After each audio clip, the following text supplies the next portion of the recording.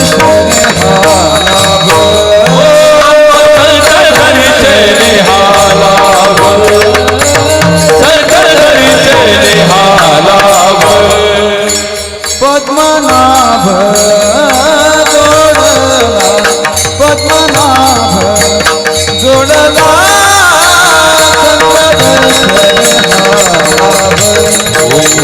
संत दर्शने पद्मनाभ जोडेला पद्मनाभ जोडेला दर्शने लाभ दर्शने लाभ कृष्ण हरी जय जय राम कृष्ण हरी राम कृष्ण हरि जय जय राम कृष्ण हरि राम कृष्ण हरी जय जय राम कृष्ण हरी राम कृष्ण हरि जय जय राम कृष्ण जय जय राम कृष्ण हरी जय जय राम कृष्ण हरे राम कृष्ण हरि जय जय राम कृष्ण राम कृष्ण हरी जय जय राम कृष्ण हरे राम कृष्ण हरि जय जय राम कृष्ण जय जय राम कृष्ण हरी जय जय राम कृष्ण हरे राम कृष्ण हरि जय जय राम कृष्ण